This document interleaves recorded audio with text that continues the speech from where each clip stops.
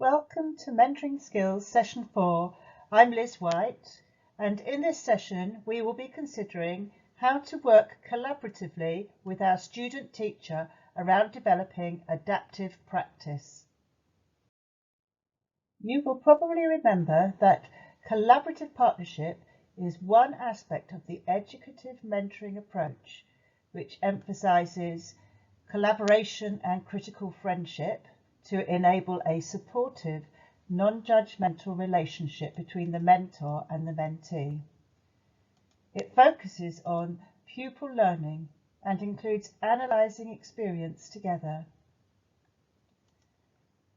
And it includes thinking aloud, connecting the learn that and the learn how to of the core content framework. And we see it as joint work embedded in our practice. So today we're going to look at how we can focus with our student teachers on adaptive practice to meet the needs of all learners in our classes. So we're going to be looking at what is adaptive practice, where does it fit into the student teacher curriculum, and give you some best practice ideas that you can use with your student teacher.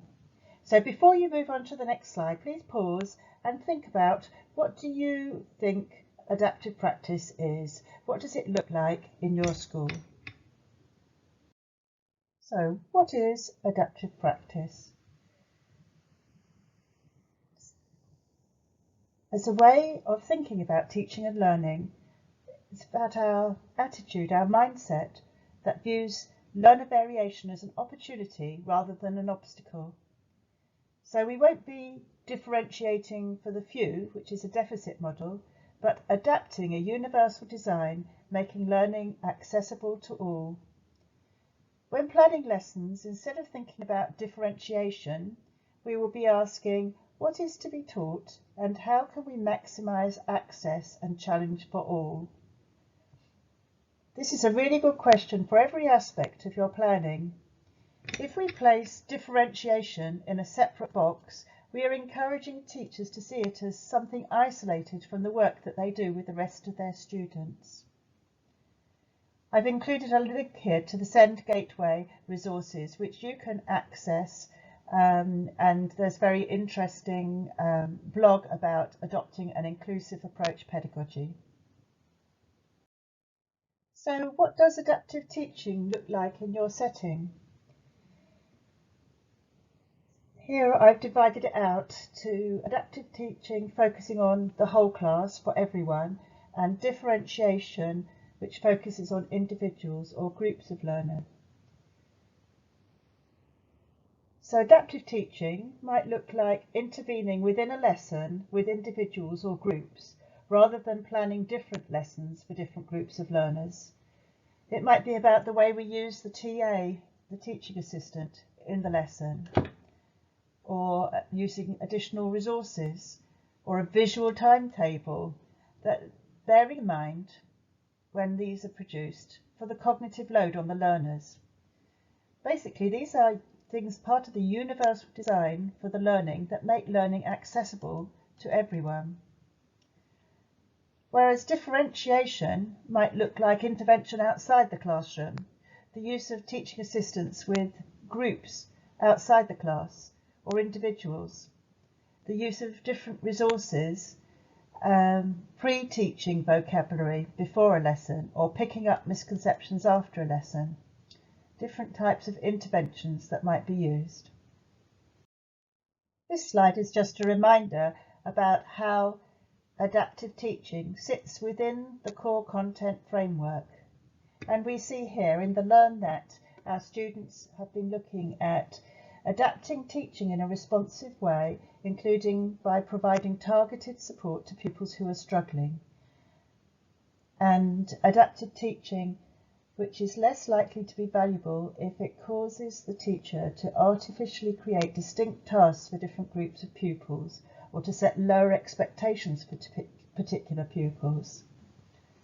Also drawing attention to flexibly grouping pupils within a class, so that support can be more tailored and effective.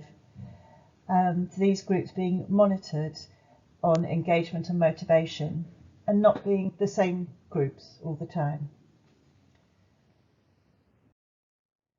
And continuing, next page of the core content framework, parts where the student is learning that and learning how to with you in school. So where does this fit in the student-teacher curriculum? In phase 1, adaptive practice was covered last term. That covered SEND legislation, the role of the SENCO and classroom teachers. And this is the primary outline for the SEND part of the professional learning and development module. Similar in the secondaries, phase 1, looking at policy and practice about inclusions and what statutory duty is, and being able to anticipate barriers to learning, drawing on the expertise of the SENCO, involving pupils in their learning. And some of the things that you might have been discussing are the ways that these responsibilities impact on your planning and delivery of lessons and your students' planning and delivery of lessons.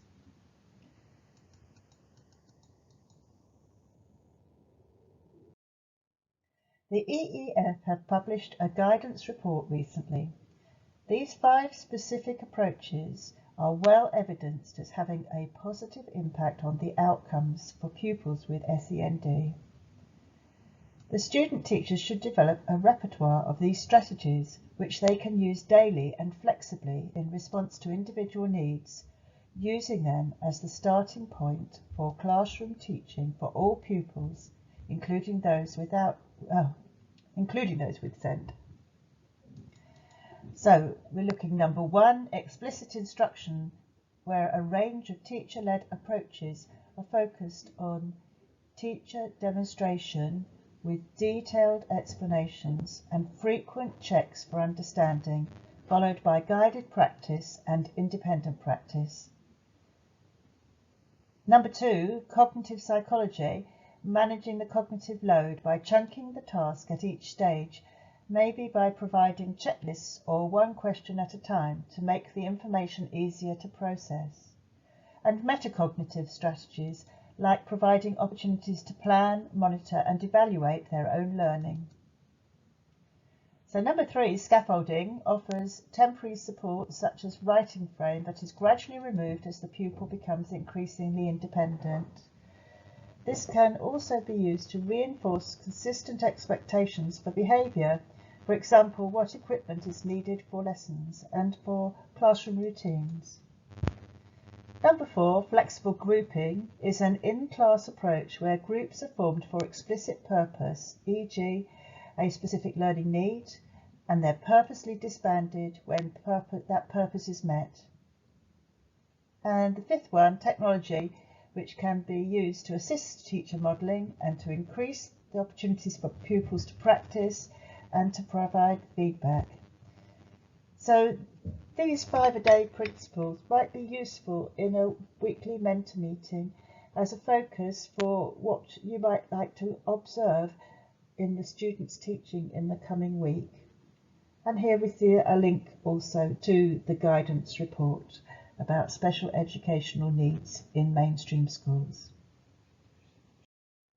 The SEND Code of Practice calls for the SEND support to take the form of a 4-part cycle through which earlier decisions and actions are revisited, refined and revised, with a growing understanding of the pupil's needs and of what supports the pupil in making good progress and securing good outcomes.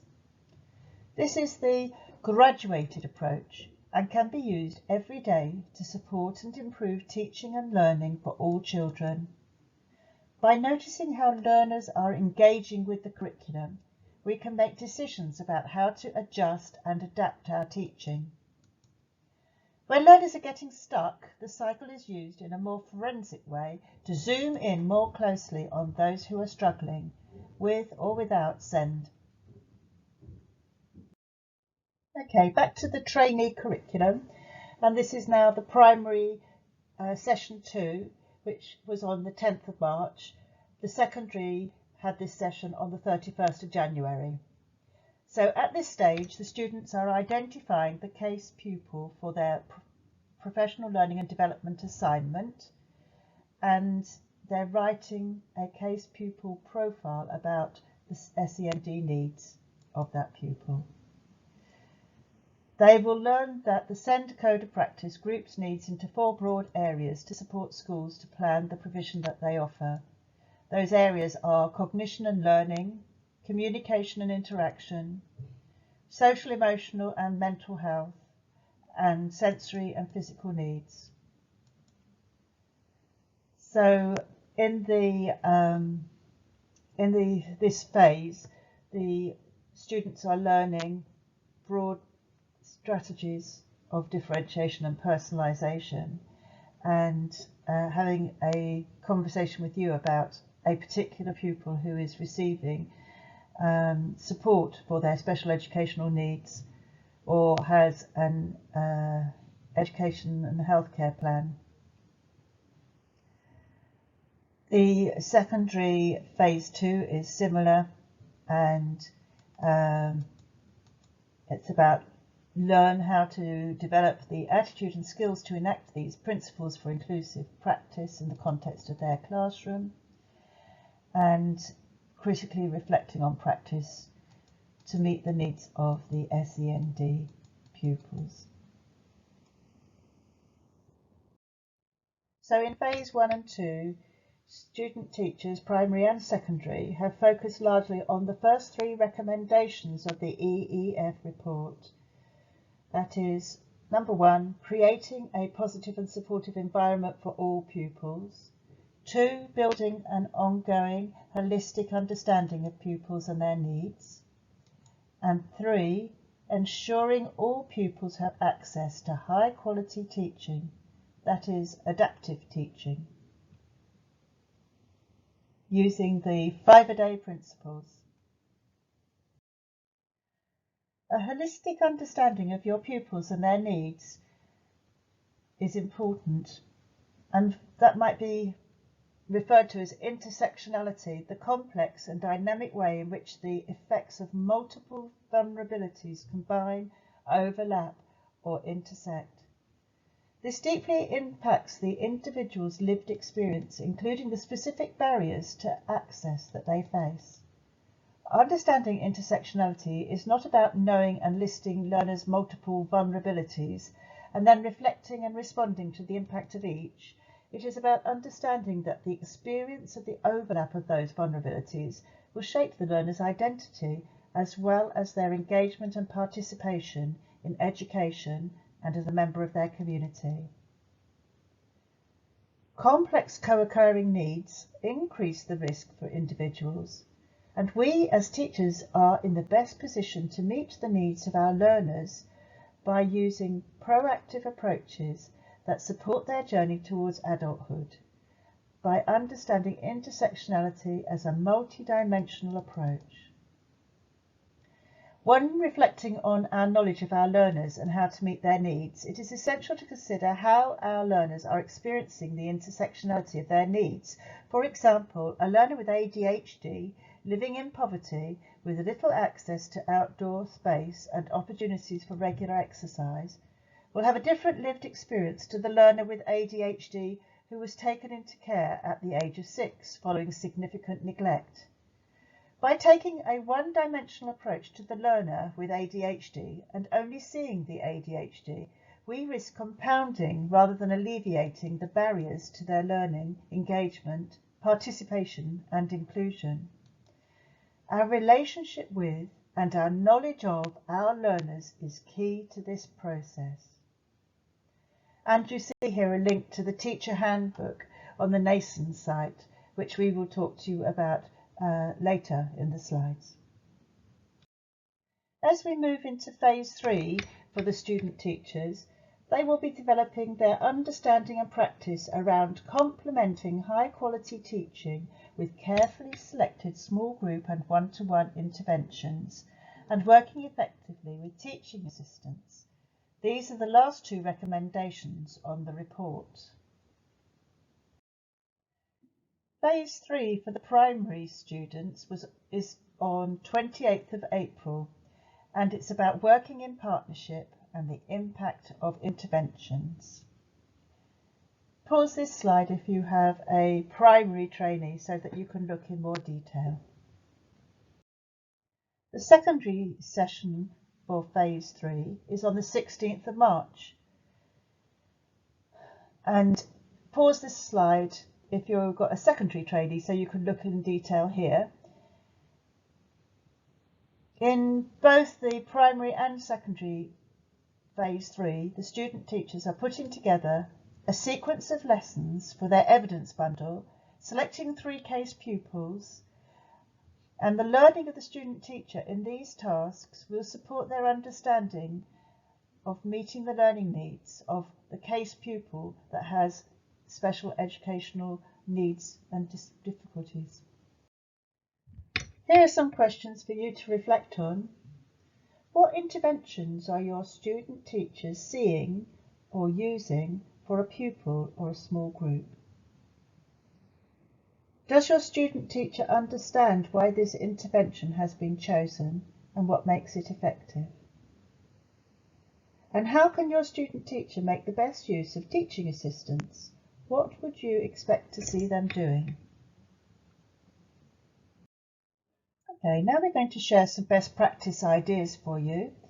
And first of all, I'd like to draw your attention to the NASON website, and this is the National Association, and it is free, but you do have to sign up for a login to access the resources.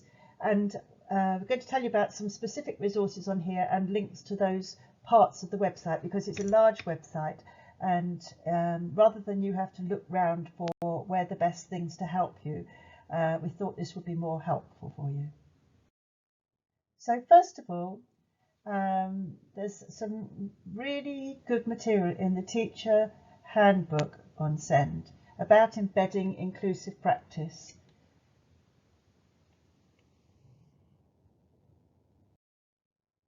Here we see some of the contents about knowledge of the learner, planning inclusive lessons, creating an inclusive environment, and subject-specific guidance for primary and secondary. Included in the handbook is information to support scaffolding learning for cognition and learning, for communication and interaction, for sensory and physical needs, and social, emotional and mental health difficulties, and neurodiversity and co-occurrence of need.